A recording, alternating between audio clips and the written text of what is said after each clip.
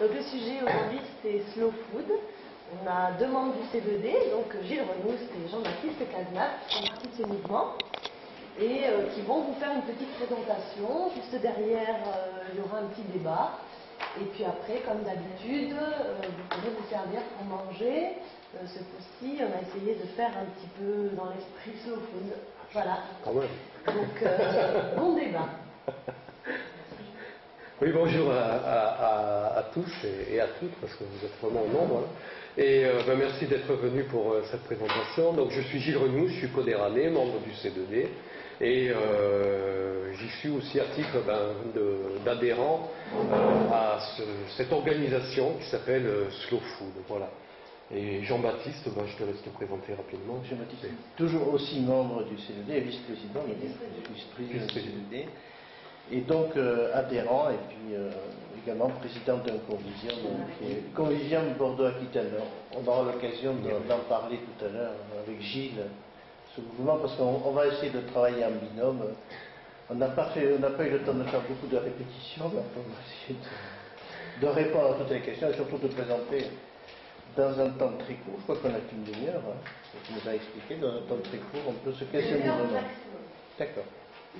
En fait, on a prévu quelque chose d'assez léger.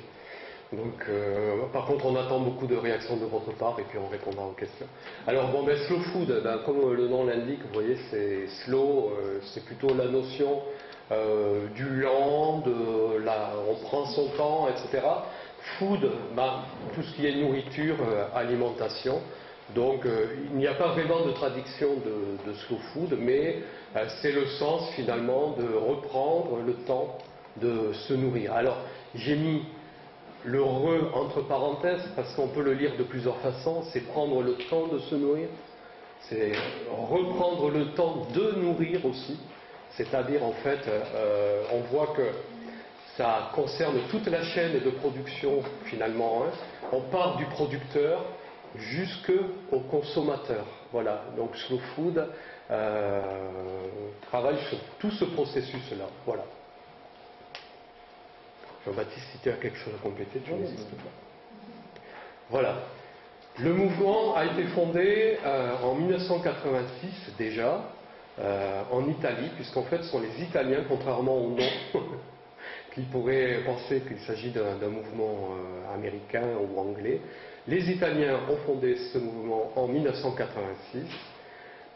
C'est Carlo Petrini, qui est en fait un homme très charismatique, dont on nous parlera. C'est un critique gastronomique italien connu, qui a fait un peu de politique aussi, parce qu'il s'est retrouvé pendant longtemps adversaire de Silvio Berlusconi. Voilà, donc c'est quelqu'un de très engagé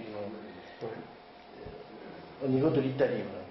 Voilà. Et qui est originaire de Turin, enfin d'une ville qui s'appelle Bra, qui est près de Turin, donc qui est le berceau un peu de ce mouvement, Slow Food. Tout à fait. Et en fait, c'était l'époque où on voyait apparaître toutes ces enseignes McDonald's, Burger King, etc.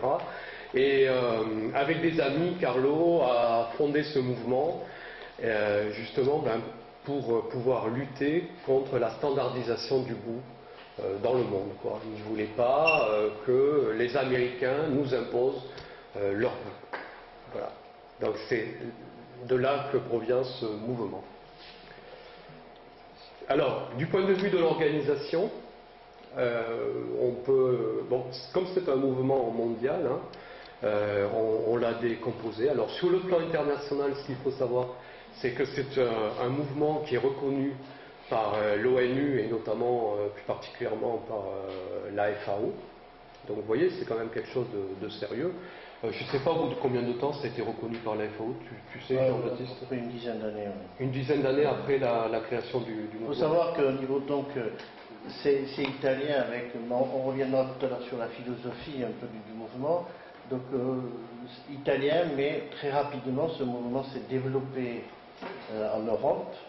Et puis s'est développé aussi, notamment aux États-Unis.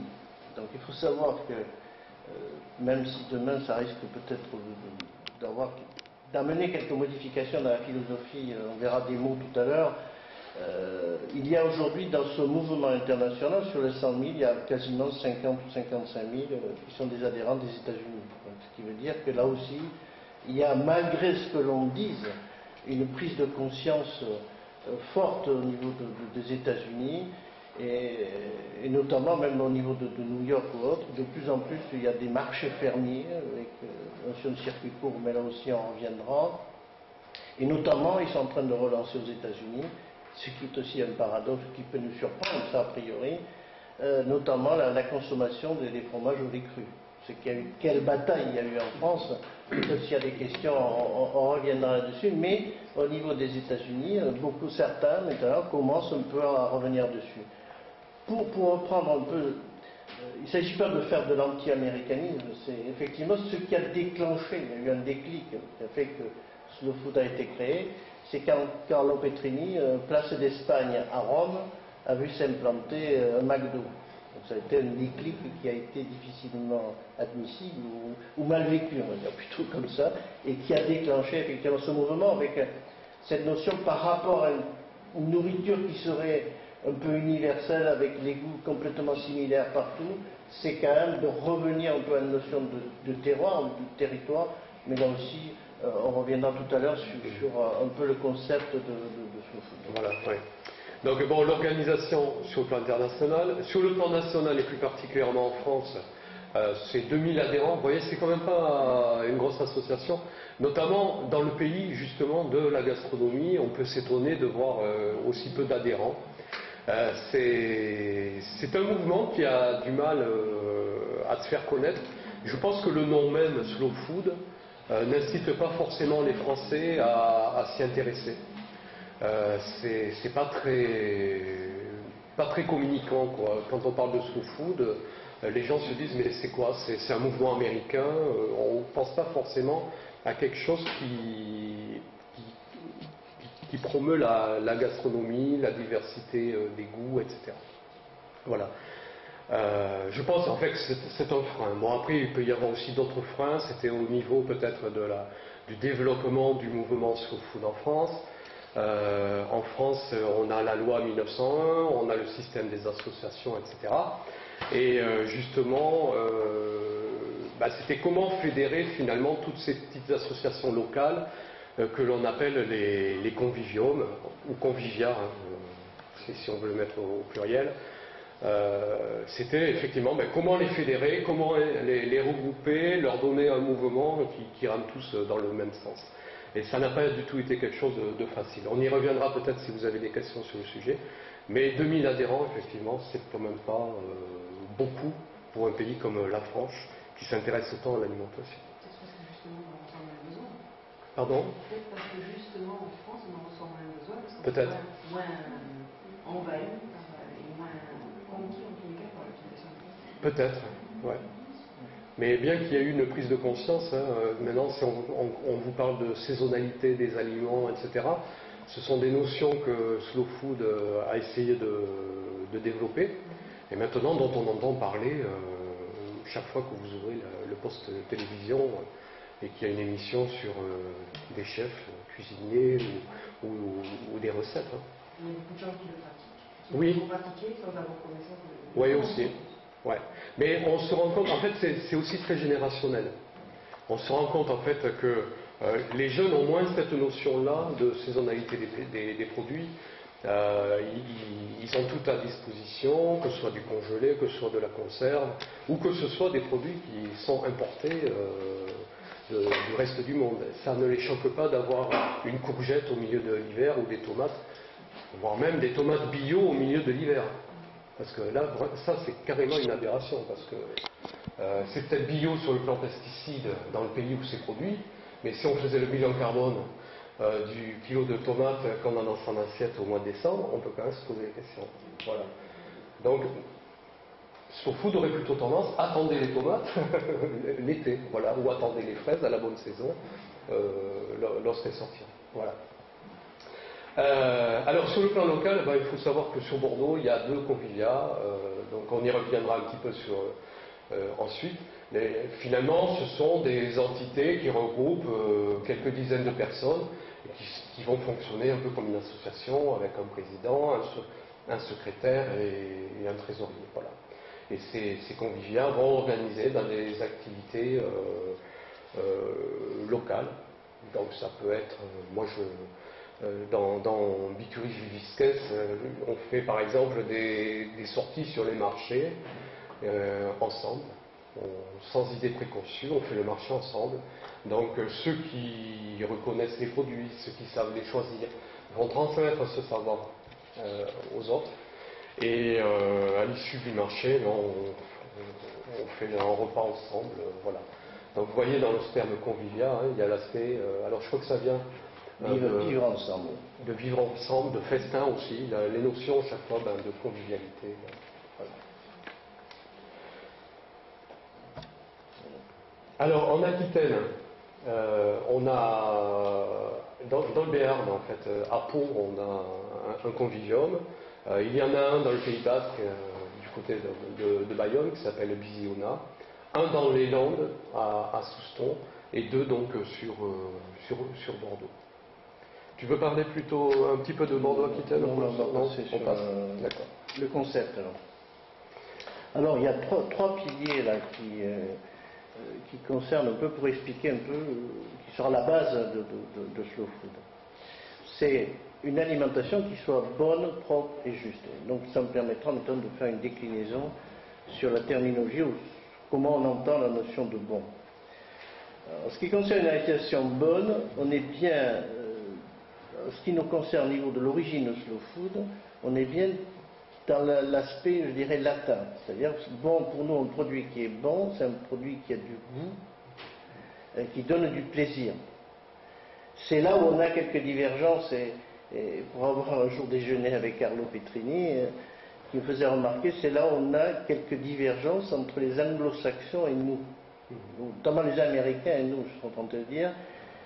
Autant pour nous, la notion de bon pour un produit, hein, c'est, donc je répète, le goût, c'est le plaisir que ça donne.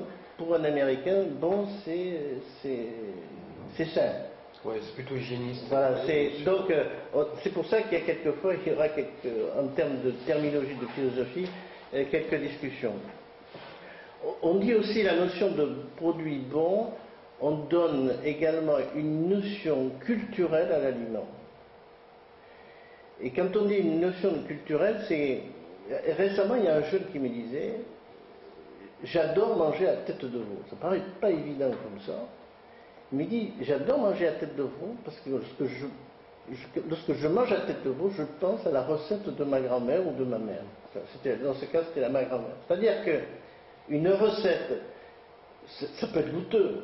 C'est goûteux ou le produit est bon, mais ça déclenche aussi une notion de plaisir. C'est bien dans cet esprit-là qu'on trouve la notion de bon. Ça veut dire aussi qu'à partir de là, si je parle de notion culturelle, c'est que en fonction des territoires où on se situe, en fonction du vécu, en fonction des savoir-faire locaux, ça veut dire que l'on peut avoir des manières de manger ou des recettes totalement différentes. Et donc je crois que c'est un peu dans cet aspect-là qu'on a bien retenu le nom de bon. Deuxième pilier de cette philosophie, et ça répondra un peu à une réflexion tout à l'heure de Gilles, il faut que le produit soit propre. Qu'est-ce qu'on entend par un produit propre? Alors ça aussi, les Américains, quand je regardais un truc de Slow Food de New York qui faisait une traduction, ils parlaient de nettoyer. C'est pas du tout ça, parce que je pense qu'aujourd'hui, on n'est pas taré pour manger des produits qui soient sales. Propre, c'est pas ça. Pour nous, propre, ça veut dire que c'est un produit qui respecte la terre, qui respecte l'environnement. Dans son lieu de production, c'est-à-dire quand on dit respecte l'environnement, ça veut dire que c'est un produit qui n'a pas forcément besoin, ou pas trop, de pesticides ou d'azote, enfin je dirais tout produit chimique que l'on voit, qui n'a pas besoin non plus aussi, il faudra s'adapter de plus en plus demain sur la notion notamment du respect de la quantité d'eau nécessaire. C'est aussi un autre débat qui nous paraît extrêmement important. Ce qui veut dire que quand je dis bon, il y a deux réflexions qui apparaissent. La première réflexion, c'est que produire pour nourrir l'Afrique. Ou est-ce que c'est de créer une notion d'autonomie alimentaire? Et au Sénégal, ils commencent à le faire. Oui, ils recommencent à replanter ou à ressemer des produits qui étaient chez eux. Et donc, qu'ils puissent se pousser, je dirais, de façon correcte, et du coup, en contrepartie, permettent d'avoir une alimentation qui correspond à ce territoire-là. Donc ça aussi, c'est un débat. Et on s'aperçoit donc, ça, c'est le débat de l'agriculture productiviste, et c'est vrai que la PAC va réfléchir, la politique agricole commune au niveau de l'Europe va réfléchir là-dessus, parce que le fait de pousser une agriculture très productiviste, notamment des céréaliers, fait qu'il y a une course effrénée.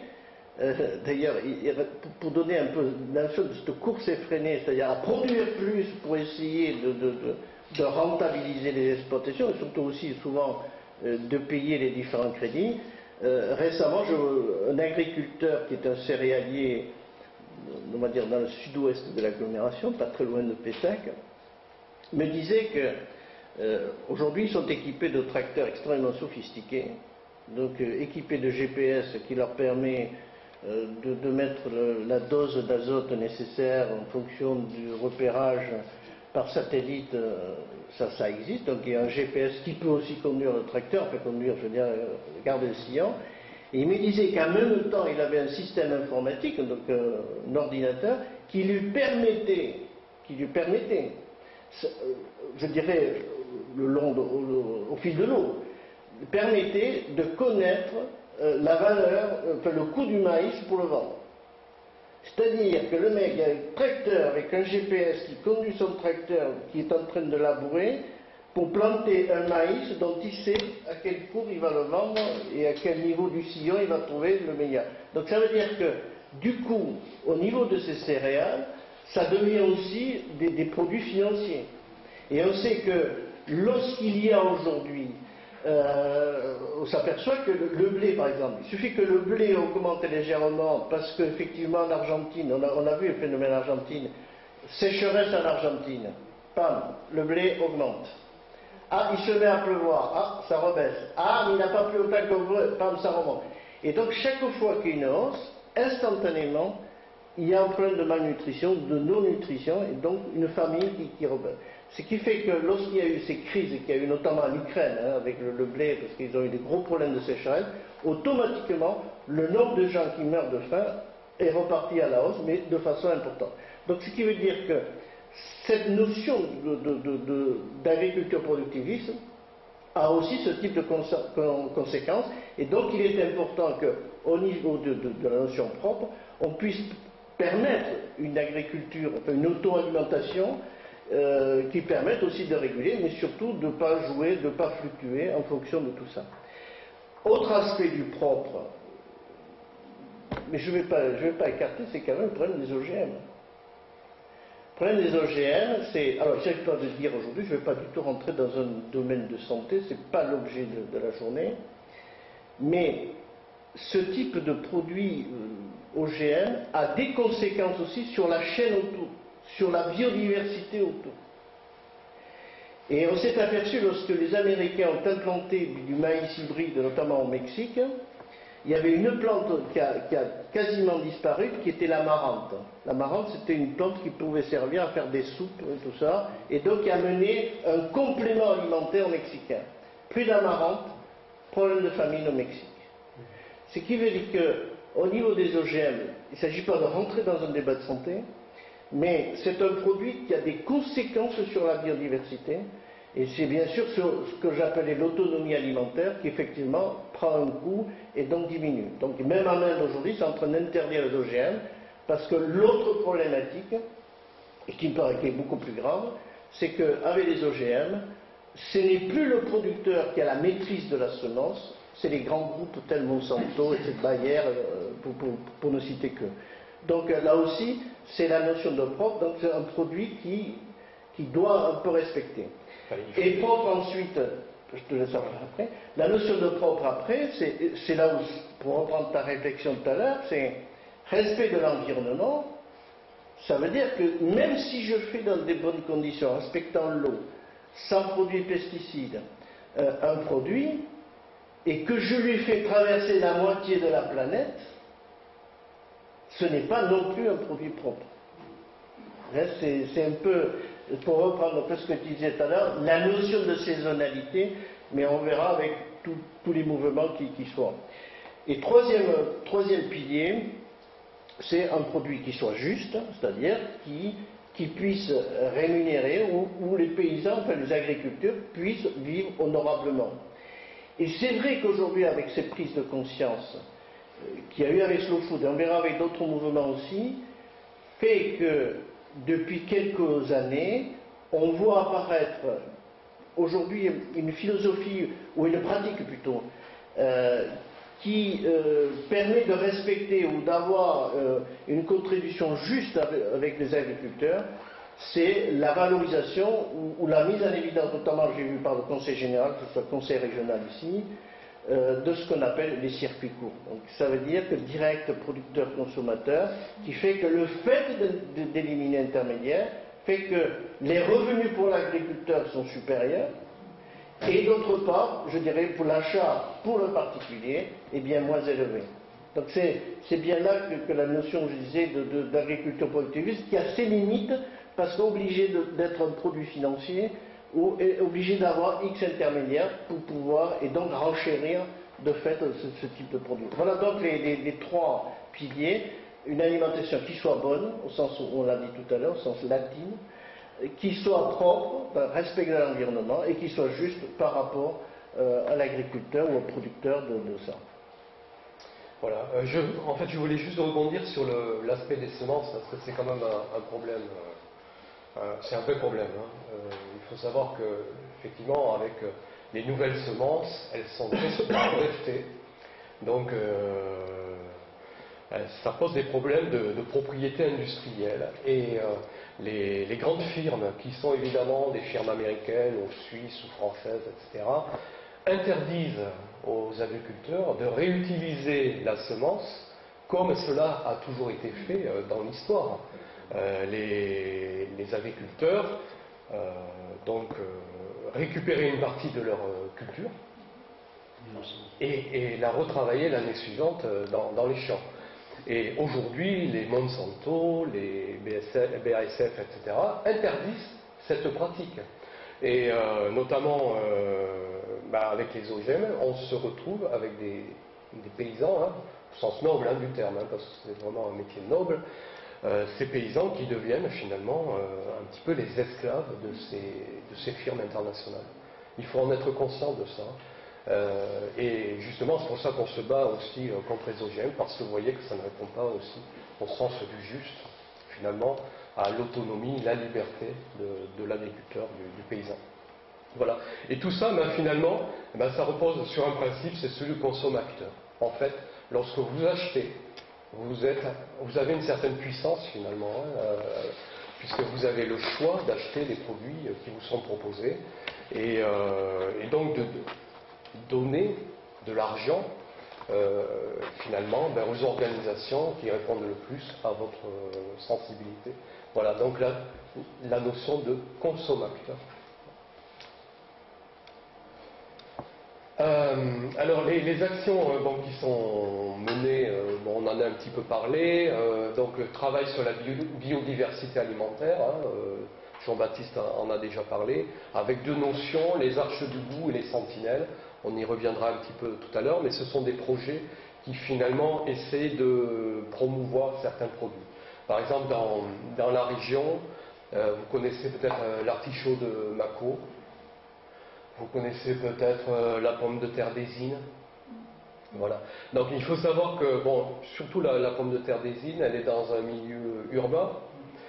C'est un produit qui est, entre guillemets, en voie de disparition. Voilà. Donc en fait, un mouvement comme Slow Food va essayer de promouvoir, de redévelopper certains de ces produits. On a fait une petite liste tout à l'heure de ces produits-là et on vous le présentera. Donc promouvoir une alimentation locale, les circuits courts, Jean-Baptiste en a parlé, une philosophie du plaisir. Des programmes d'éducation au goût aussi, parce que c'est par exemple des interventions dans des écoles, c'est revenir sur les principes de base, sur le goût, le sucré, le salé, etc. Auprès des enfants. Et puis en fait, on se dit qu'en agissant sur les enfants eux-mêmes, en rentrant à la maison, vont agir sur leurs parents, et puis petit à petit, on va contaminer, dans le bon sens du terme, une majorité de la population. Non, c'est pas le terme. Mais pour revenir, je crois que ce qui est important, c'est que la notion d'éducation de goût, il existe un certain nombre d'ateliers aujourd'hui que l'on peut trouver, qui sont des ateliers de goût. Et donc récemment, au niveau de l'université, il y a eu un atelier du goût autour du chocolat. L'histoire du chocolat, comment est fait le chocolat, quels sont les différents cacaos que l'on peut trouver, et quels sont les goûts que amène chaque cacao, que ça arrive d'Afrique, d'Amérique, etc. Donc c'est ça, c'est-à-dire de retrouver, un peu comme on fait pour le vin. Même si c'est avec modération, mais le vin est quand même un exemple où, et on s'aperçoit d'ailleurs que lorsqu'on apprend à bien goûter du vin, à ressentir les différents arômes, le goût, les différents cépages également, automatiquement, quand on a ce plaisir de découvrir, on n'en boit qu'avec modération, parce qu'au-delà, ça ne nous fait plus plaisir, on n'a plus ce plaisir. Donc, je crois que le chocolat. C'est oui. Il y a une similitude d'ailleurs entre le cacao et le monde du vin. Oui, il y a les mêmes caractéristiques. Il y a une notion de terroir aussi. Mais ça permet, à partir de là, de faire aussi des dégustations autour de fromage. Oui. Faire une démonstration, une éducation de goût, c'est aussi la différence entre, on va prendre pas un produit de chez nous, mais qui est le camembert, et il y a eu des grosses batailles là-dessus, la notion entre un camembert qui est AOP. Alors, il faut savoir qu'en France, il existe un certain nombre de labels aujourd'hui qui sont reconnus par l'Europe. Avant, il y avait ce qu'on appelait AOC, qui veut dire appellation d'origine contrôlée. C'est-à-dire que lorsque vous achetiez un produit, ce produit qui était AOC de tel endroit répondait bien à une charte bien précise. La façon de fabriquer, le terroir où c'est fabriqué. Aujourd'hui, cet AOC a été transformé en AOP. C'est-à-dire que le contrôlé est devenu protégé. Pourquoi c'est devenu protégé ?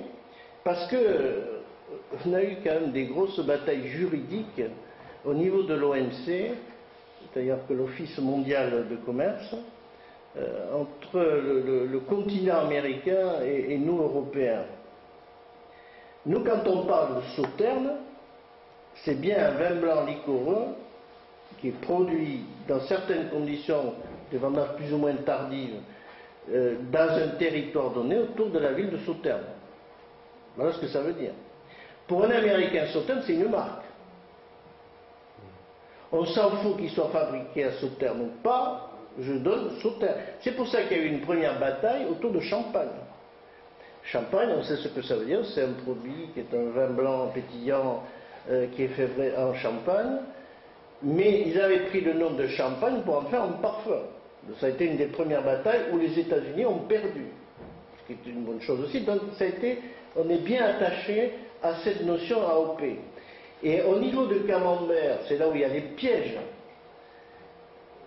Camembert de Normandie AOP est une chose. Camembert fabriqué en Normandie est autre chose. Et d'ailleurs, je ne suis pas sûr que ce soit complètement fabriqué en Normandie, mais peu importe, ça avait du lait pasteurisé.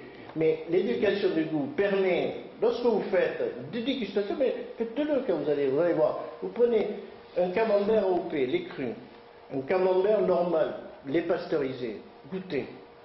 Ce n'est pas du tout les mêmes saveurs, ce n'est pas du tout les mêmes arômes. Et ce n'est pas du tout le même plaisir de manger. Hein? Donc l'éducation du goût, c'est comme on peut l'exercice physique, il y a un entraînement. Il ne faut pas être très compétent, c'est à force de courir tous les jours, on commence à devenir, peut-être pas champion, mais on commence à devenir bon. Mais à force de goûter, on arrive à avoir des sensations de... Mais ça s'apprend un peu comme pour l'exercice physique. Donc c'est la notion d'éducation de goût nous paraît importante.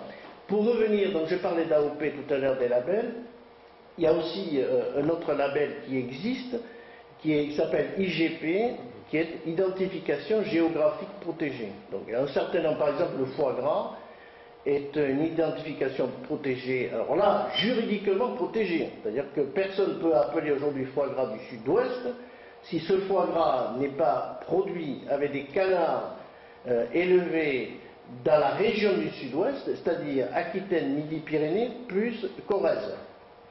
Donc c'est bien géographiquement identifié. Parce que, en faisant parler du canard du foie gras sud-ouest, il s'était aperçu, c'est pour ça que le cadre juridique est important, notamment on voyait de Sarlat sortir des foie gras du sud-ouest, dont la production avait été faite en Hongrie. C'est pas que le foie gras de Hongrie soit moins bon, mais c'est bien de protéger un peu ce savoir-faire local et cette notion de terroir avec ses spécificités et qui donne un goût particulier au produit. Donc l'éducation de goût paraît effectivement une chose extrêmement importante si on veut apprécier le produit et qu'on apprécie mieux ce qu'on appelle le côté bon de l'alimentation.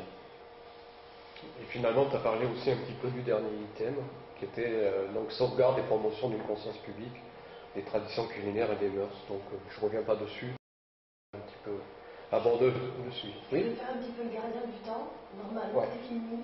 D'accord. Je vais demander une petite question de pouvoir dans des gens. Ça, on peut passer D'accord. Bon, ben voilà, très rapidement, des produits peut-être dont vous avez entendu parler, mais qui ont fait l'objet d'un travail pour Slow Food. La race bovine mirandaise dans le Gers, la poule de Gascogne, les fromages d'estive du Béarn, la brousse de Roves, la lentille blonde de Planaise de Saint-Flour, le porc noir de Bigorre. Vous voyez, tout ça sont des produits Slow Food. Donc peut-être que vous en avez consommé, vous les voyez ces produits, mais vous ne saviez pas qu'il y avait Slow Food derrière. Le mouton barège gavarni, le pélardon. Alors c'est un pélardon un petit peu particulier avec une croûte bleutée. Le petit épeautre, qui revient à la mode, mais c'est parce qu'il y a eu un travail aussi de promotion par Slow Food. Le rancio sec du Roussillon, le navet noir de Pardaillan. Voilà, quelques produits que vous connaissez peut-être, mais qui ont pu être sauvegardés par ces actions-là. Il y a des salons. Alors il y a un grand salon italien qui se déroule tous les 2 ans à Turin. Il y a aussi un salon en France, à Tours. Là c'est plutôt un salon annuel sur les produits. Et à Augusto à Bilbao. Oui. Et il y avait aussi un salon de la pêche. Je ne sais pas s'il a été refait. Le slow fish. Ouais, c'est un slow fish aussi. Ouais, voilà. Mais enfin, bon, je regarde le gardien du temps. Voilà. Alors, les mouvements apparentés, parce qu'il n'y a pas que Slow Food, vous avez peut-être entendu parler des AMAP. Donc, Association pour le maintien de l'agriculture paysanne, qui promeut aussi les circuits courts. Bon, ben voilà, c'est apparenté. Slow Food a beaucoup milité justement sur ces AMAP au départ. Vous avez un autre mouvement qui s'appelle locavore. Donc là, vous voyez, c'est encore la notion de consommer localement. Oui, alors j'insiste là-dessus parce que d'abord, locavore, il y a un guide qui existe et on peut d'autant plus faire la publicité que ce livre a été écrit par Anne-Sophie Novelle, qui est une Bordelaise, et donc qui a fait tout un travail. Je dis bien entre 100 et 250 km, parce que là aussi, c'est un rayon. Ça veut dire que si je respecte les 250 km, c'est pas qu'acheter que produits français. Et aussi, il y a eu des détournements un peu de ce locavore. C'est-à-dire qu'aujourd'hui, je peux prendre, en étant locavore, comment dirais-je, un poivron de Navarre, ou je dirais une pimientos de Guernica à côté de Saint-Sébastien, que, je ne sais pas, un produit de Nancy. Mais c'est bien que vraiment la notion de rayon, alors là aussi, effectivement, il ne faut pas non plus figer parce que ça peut être détourné. Il y a aussi des exceptions qu'on appelle Marco Polo, parce que je ne suis pas sûr qu'à 200 km autour d'ici, s'il y en a qui aiment du thé, on puisse trouver beaucoup de thé. C'est ce qu'on appelle. Mais locavore existe. Bon, c'est un mouvement qui se développe aux États-Unis pas mal. Mais c'est bien un rayon. Hein, c'est pas une notion de frontière de pays ou de région. Ce qu'on retrouve aussi dans le localisme, hein, puisque là, c'est carrément explicité. On ne se fixait pas de limite frontalière, hein, vous voyez. Donc, bon, c'est lié aussi à des notions de démocratie participative. Alors, c'est intéressant, hein, avec le C2D notamment. De cohésion sociale, voilà. Ce sont des mouvements très liés. Et il y a un dernier, en fait, qui est Citaslo aussi, qui regroupe, en fait, des villes labellisées, qui s'engagent à ralentir le rythme de vie de leurs concitoyens. Donc par exemple, ça peut être aussi une ville qui va promouvoir la pratique du vélo, par exemple. On en a une. Il y a 58 critères. Ouais, effectivement, voilà. On a 2 communes qui sont engagées dans ce label. C'est Blanquefort d'une part et puis Créon d'autre part. Voilà. Ici, pour la Gironde. Pour la Gironde. Sinon, il y a la Bastide d'Armagnac, s'il y en a qui connaissent les Landes. Voilà, on a fini notre petit tour. On a été slow, hein. C'est normal. Donc, on vous propose de prendre la parole et puis on va essayer de répondre. Pour rebondir sur l'AOC et l'AOP, je vais citer un exemple très précis. C'est la société Berthaud qui produit le fromage dit appelé Époisse. Époisse, c'est un gros qui connaît ça, qui est fait dans la ville d'Époisse. Bon. Cette Époisse a subi une salmonelle en 2000, 2001 ou 2002. La société Berthaud a failli faire faillite. Hein. Et une société de la Saône-et-Loire en a profité à l'époque pour se faire placer en AOP, et avoir l'appellation Époisse. Du coup, l'Époisse, le vrai, c'est Berthaud à Époisse, mais des Époisses, du coup, on en trouve partout, y compris chez certaines sociétés alimentaires, comme Carrefour, qui ont leur marque, on va trouver l'Époisse Carrefour, des choses comme ça. Donc, au moment où, je veux dire par là, où cette appellation AOP a été fondée, a été créée par l'Europe, certains producteurs qui avaient là aussi n'ont pas su réagir au bon moment et ils ont perdu alors maintenant ça se multiplie. C'est le cas de Berthaud par exemple. Pour les fromages, on a parlé. Sachant qu'à l'AOC à l'heure actuelle, AOC ou AOP, hein, oui. Il n'y a que des fromages au lait cru. Hein. Tu n'as pas de fromage au lait pasteurisé, je crois que c'est important de le rappeler. Mais, alors, maintenant, pour le lait cru, elle l'est pasteurisée. J'ai découvert moi-même, parce que j'aime bien les bons fromages, je ne mange que des fromages au lait cru, bon bref, ça c'est mon goût, c'est mon palais. Et j'avais l'habitude de prendre un camembert, hein, qui était au lait cru. Bon, c'est le petit, par exemple, le petit est l'autre. Et un jour, en prenant un petit, je me dis, bizarre, j'ai le palais a priori assez fin, il dit à mon époux, c'est un problème, il n'était pas bon, alors je reporte ça au commerçant en me disant, bon, bref, j'ai créé un peu la dysanie du moins, et puis j'en reprends d'autres, pareils. J'avais simplement oublié de lire dans le détail la boîte, elle a toujours la même apparence, il ne s'appelle plus lait cru, il s'appelle lait terminé. Alors, voilà, il y a qui n'est pas inventé encore un nouveau. Ouais. Alors vous avez les laits thermisés, vous avez les microfiltrés aussi. Pasteurisés, voilà. Ça, je ne pas le lait cru. Mais ça, c'est par rapport à des cahiers des charges qui ne sont plus fixes. Oui. Mais en fait, il y a quand même, je crois que tu as raison de le dire, il y a quand même des confusions. Ouais. Parce que si on ne fait pas gaffe, je vois camembert fabriqué en Normandie, si je ne fais pas gaffe, pour moi, c'est un AOP. Ouais. C'est pas vrai. C'est pas le cas. C'est pour ça, en fait. Attention, piège, il y a quand même des choses assez tendancieuses. Consommateur, ça veut dire dans l'acte d'achat aussi, on est vigilant, on regarde l'étiquette, alors bon, on ne va pas passer non plus 3 heures à faire les courses. Le scrupuleux sur le cahier des charges qui donne cette notion de contrôle et d'appellation. À propos des fromages au lait cru, dans un salon Slow Food, j'avais été amené à rencontrer un chercheur de l'INRA qui travaillait sur justement les fromages au lait cru. Ce qu'il me disait, c'est que en fait, les fromages au lait cru comportent une flore bactérienne qui est nombreuse, avec beaucoup d'espèces de bactéries sur le fromage. Et l'avantage en fait de cette biodiversité bactérienne dans le fromage fait que les bactéries pathogènes ne peuvent pas s'y développer. Et il faisait beaucoup de travaux justement pour démontrer cela. Alors évidemment, de temps en temps, on a des cas de salmonelle. Bon, mais qui sont un fromage qui ne sont que dans les pasteurisés. Voilà. Dans le fromage de lait cru, il n'y a jamais eu cette Voilà, et c'est comme ça que ça, il ne faut pas hésiter à le dire. Un fromage pasteurisé, c'est un fromage dans lequel vous n'avez laissé aucune flore bactérienne, et donc il suffit d'avoir le moindre germe pathogène pour qu'il se développe et que le fromage devienne toxique. Voilà. Donc n'ayons pas peur des fromages au lait cru. Mais déjà, goûtez les deux. Goûtez les deux. Il faut ajouter, parce qu'eux l'ont su après, mais cette affaire a failli leur faire faillite, alors qu'ils produisaient depuis 1830. Ouais. Ils produisent toujours, mais bon, ils ont eu du mal à remonter. Et ils sont aperçus après coup que ça avait été un sabotage par d'autres filières pour récupérer ce titre des boîtes. Madame, vous voulez poser une question? Il y a une dame qui va nous poser une question. Il y a deux associations locales. Oui. Pourquoi il y en a deux? Elles n'ont-elles pas vocation à travailler ensemble? Est-ce qu'elles le font? Dans quelle mesure? Et quelles sont leurs différences? D'abord, il n'y a pas de différence.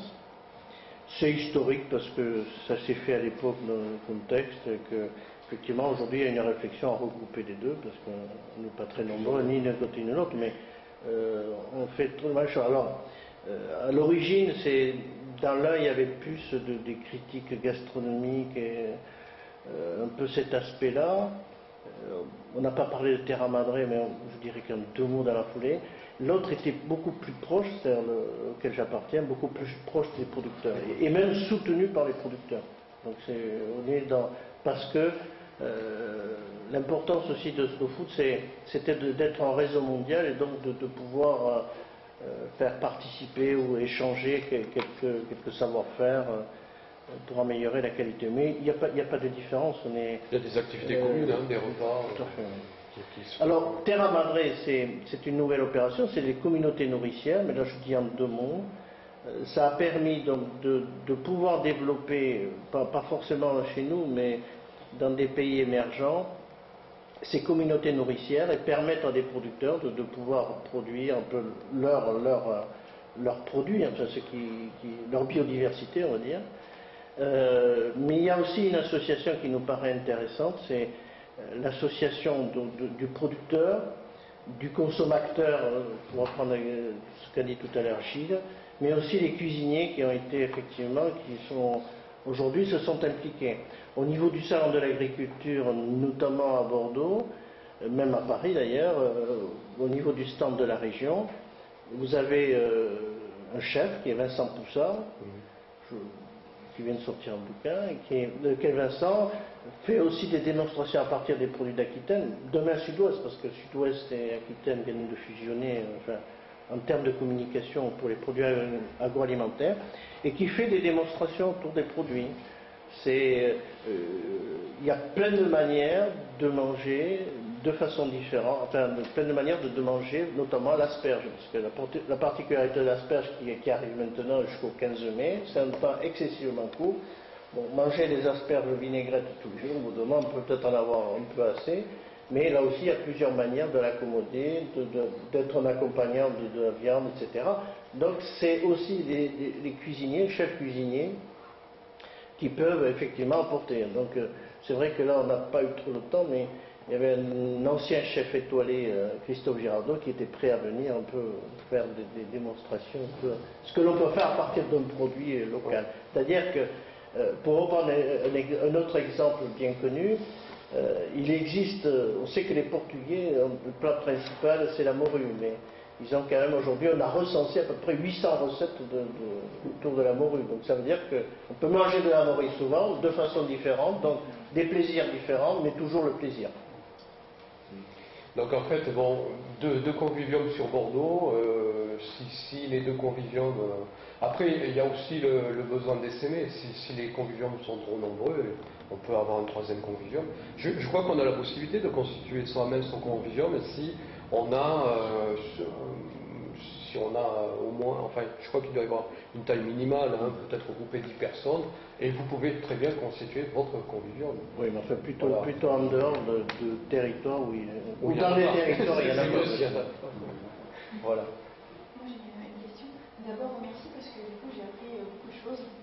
Et moi j'avais plutôt une réflexion, parce que je suis un peu surprise que finalement le mouvement n'aborde pas la question de l'accessibilité, parce que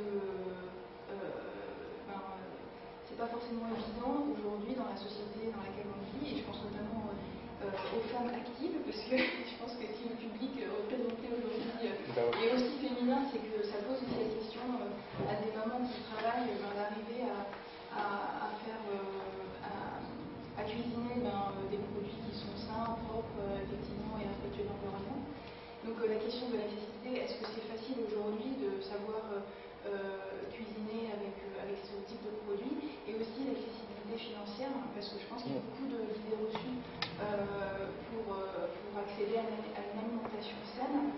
Et donc est-ce que vous faites justement des actions en ce sens pour justement peut-être lever un peu les obstacles à ce que ce mouvement finalement se développe le plus Alors, tout à l'heure, j'ai parlé des marchés que l'on pouvait être amené à réaliser, donc c'est très familial. Hein. Et c'est justement en facilitant l'échange entre les différentes personnes du convivium qu'on peut se rendre compte. Enfin, moi-même, j'ai appris des choses. Je ne savais pas du tout, par exemple, apprêter la rhubarbe, par exemple. Hein. Eh bien, on apprend à choisir les bons produits au bon moment. Donc, finalement, au moment où ils sont le plus facilement accessibles sur les marchés, donc au moment où leur prix est le moins élevé. Comme je disais, on n'est pas forcément non plus sur une alimentation forcément biologique, d'accord? On est plutôt sur des gens qui essayent de faire attention à leur mode de production, donc ça peut être aussi de l'agriculture raisonnée, hein, qui est peut-être plus abordable que le biologique. Voilà, donc en fait on arrive comme ça à trouver des produits accessibles financièrement. On arrive à travers l'échange des recettes à avoir qu'un produit finalement qu'on n'osait pas du tout préparer parce qu'on pensait que c'était très long, etc. Ben, finalement c'était relativement facile. Donc, mais je dirais que c'est vrai que c'est pas un axe explicite. C'est intéressant votre réflexion. Moi, par contre, il y a un truc fondamental. Là, je vais essayer d'être court. Je vais essayer d'être court. Mais je crois qu'il y a un problème de fond que vous posez là. C'est qu'aujourd'hui, c'est vrai qu'il peut y avoir un kilo de pommes peut-être plus cher lorsque c'est de qualité, mais j'ai de grosses probabilités de manger le kilo de pommes. Une expérience qui a été faite au niveau de la communauté urbaine, notamment au niveau de la cité des oubliés. Donc des gens qui n'ont pas forcément les moyens de manger, comme on dit, à qualité. On estime aujourd'hui qu'il y a 18% de l'alimentation achetée qui est rejetée, périmée. Je crois que ça, c'est un débat. Le Conseil général également a indiqué récemment, vous voyez que c'est pas parce que c'est cher ou c'est peu cher qu'on gagne de l'argent. Donc c'est 18%. Et donc on estime aujourd'hui que à peu près, c'est le Conseil général qui donne ces chiffres, mais apparemment je crois qu'il y a beaucoup de gens qui s'y retrouvent, qui sont d'accord avec cet ordre de grandeur. On rejette par an à peu près 500 € par personne de nourriture avariée. C'est énorme. Donc, la pédagogie qu'il faudrait avoir, mais là c'est là où on s'aperçoit qu'en tant que bénévole, ce serait un trop gros chantier pour faire face, mais apprendre à acheter dans les marchés, apprendre à acheter des produits frais, peut-être plus cher le kilo, mais j'en ai besoin de beaucoup moins. Et je sais que je vais le consommer. Associé à cela, des cuisiniers, il y a des écoles de cuisine, mais il y a aussi des démonstrations, où on part d'un principe, c'est de préparer un plat en moins de 20 minutes, alors que ça peut être 25. Mais ne pas dire, j'ai un produit de qualité, il me faut une demi-journée, une journée, non, ça c'est, peut-être quelquefois on peut se faire plaisir, mais globalement on peut faire en temps très court, je dirais, la cuisine. Donc c'est vrai qu'il y a toute une pédagogie effectivement à mener, toute une éducation à mener, mais on jette beaucoup de produits pas chers. Et donc globalement ça coûte plus cher. Vous avez aussi la possibilité, alors pour ceux qui ont la chance d'avoir un jardin, même un tout petit bout de terre, la culture en carré, où on fait tourner sur un petit carré par exemple de 2 mètres sur 2, 9 plantes, un pied de pommes de terre, un pied de courgettes, un pied de tomates, etc., qui permet d'amener un petit peu d'aliments frais et puis de montrer aussi aux enfants d'où viennent les produits. La courgette, elle n'arrive pas comme ça. Mais nous sommes saison. Et puis il y a la notion de saisonnalité. Moi je sais qu'à la maison, j'ai la chance d'avoir pas un grand jardin, c'est urbain, mais j'ai mon potager et je suis en autarcie l'été. J'arrive à avoir toutes mes tomates, mes courgettes, mes aubergines pour l'été, mes fraises. Donc et puis c'est le plaisir le soir après une journée de boulot, d'aller voir un petit peu le jardin, de ramasser un produit qui est prêt, et puis d'arriver avec sa courgette. Bon, ce soir on a la courgette. Mais ça peut être ça peut être aussi sur le rebord de son balcon, un petit pied de tomate cerise, ça te fait toujours plaisir d'en mettre un petit peu dans son assiette. C'est pas ça qui va nourrir une famille, mais c'est montrer à ses enfants, c'est aussi retrouver le plaisir de consommer, de produire. Alors, sachant que dans le cas d'éducation, il y a des mouvements, une association notamment à Pessac qui s'appelle Terre d'Adeptes, qui fait ce travail de pédagogie, qui a des jardins, qui montre ce qu'ils font, comment on peut préparer, etc. etc. Donc, et les gens des opérations au niveau de sèche qui sont menées, où des gens achètent des produits bio parce que globalement c'est moins cher. C'est direct d'abord, et puis qu'avec la totalité, on garde la totalité. Mais c'est une vraie question que vous posez, c'est là où on s'aperçoit qu'il faut être humble parce que la tâche est colossale. Les jardins en ville, en fait, vous n'avez pas besoin de traiter. Parce que finalement, la ville offre un barrage à toutes les espèces, à tous les insectes qui n'arrivent pas à accéder à votre jardin. Et c'est vraiment inutile de traiter. Il faut savoir faire un jardin bio en ville, c'est très facile. Et puis il y a plus d'abeilles. Comment il y a Et oui, parce qu'il y a moins de pesticides liés aux productions. Mais au niveau de Terre d'Adeptes, pour ne pas traiter, il y a aussi une association de légumes dont on plante. Si vous mettez des carottes à côté des poireaux, vous êtes tranquille que les poireaux ne seront jamais attaqués par la mouche, par une mouche qui attaque sinon.